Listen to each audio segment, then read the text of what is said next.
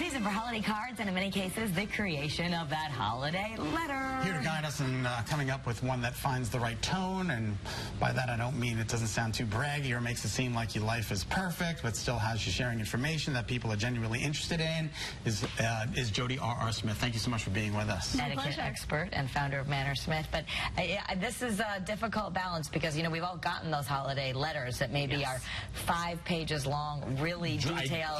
I dread them. Yes, this is not a regurgitation of your diary. You should not be going month by month. Highlight reel. 1 page maximum with a font that we can read, not an 8-point font to try to fit it all in. Make it fun, interesting, so that people want to find out more about what you've been doing for the year. Okay, so it's got to be less. I'm with that 1 page or less. It's like a resume. Yes. Get it all on there in 1 page or less. Yes. I mean, so many people just do cards. Do you have a preference of should you be sending a letter or just do a card? I happen to really like the letter. You do? You do. I'm not Facebook friends with everybody. I want to hear how people are doing. A card, it's fun to see them, but I want to hear how old is their kid, what's their dog up to, where have they traveled. I really do want to hear a little bit more, and it should not be the same stuff you're putting on Facebook anyway. This should really be a look back, a year in review of the highlights of things that have gone well for you and your family. What about things that have not gone so well? I don't want to come across as too braggy. Do you indicate like, oh, so-and-so didn't get the job this year, but she's still looking, and, you know, what? No, so you want to be careful. So you can have negative information if it's something that people are already aware of. So like a health problem? If I had been undergoing health problems for the past 3 years, and you can say Jodi is now in remission, that's something to say. Or Jodi needed to go through some treatments in July, but all's looking well. We don't need any doctor reports. We don't need to know what medications I'm on. And if something really is wrong, the holiday card is not the time to disseminate that news. Somebody should not get a card with my smiling family, open it up, and read that I'm critically ill. That's not the time. That's not the place. Yes. Okay. Let's talk about, before you put your card out to the world, I know every year sometimes you cringe because someone has a grammatical error or a spelling mistake. They do the apostrophe S instead, instead of just the S. And you're like, uh-oh. I mean, should you make sure, what do you do to make sure people don't make those mistakes? So what happens is people are doing these at 2 o'clock in the morning. I have to get it out. I have to get it out. Do it in advance. Make sure that you have the time to put it aside, to reread it. And everybody has a friend that is a grammar guru who loves to nitpick. Send your draft to them.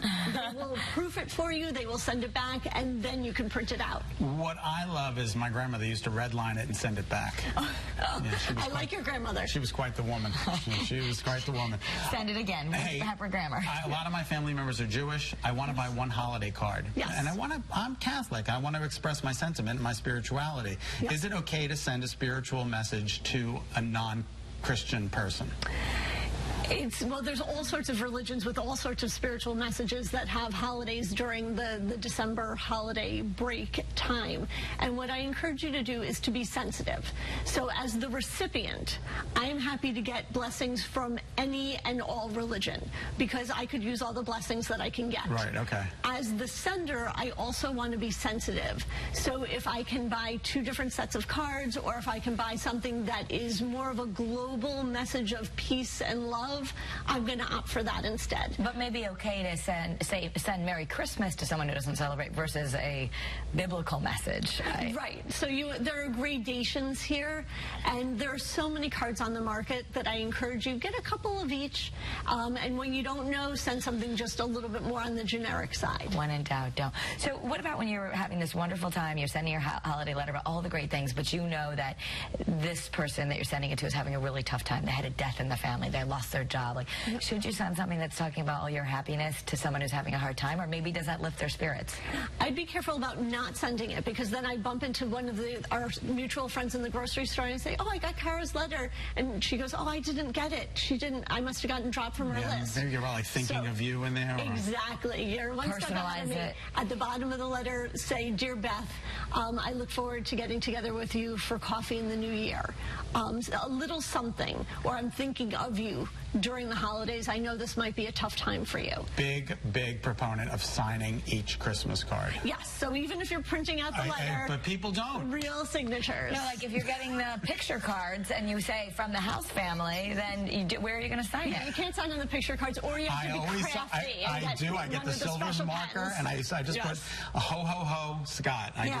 Because you do like a regular card, but if you're doing a picture card and it says from all the names of the House family, should you still sign it? Well, that's why you add the holiday letter into the picture card. Solves I gotta send you a letter now. I want a letter, even though I know what you're doing every minute of the day. Every day. You have my calendar. Let me tell you. Maybe he can write the letter for you. Well, that's very clever. But don't have your dog write the letter. The people that try to get cutesy and have the card come from the Basset Hound. I know. No, don't talk about yourself in the third person. Don't have your dog write the letter. Don't write it from the point of view of your Christmas tree.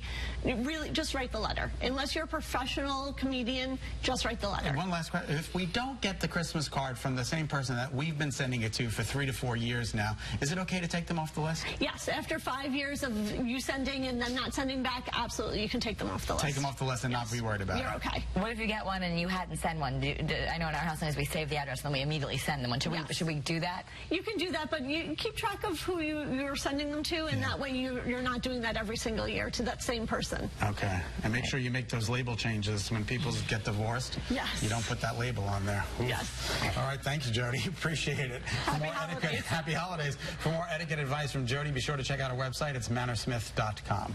We're going to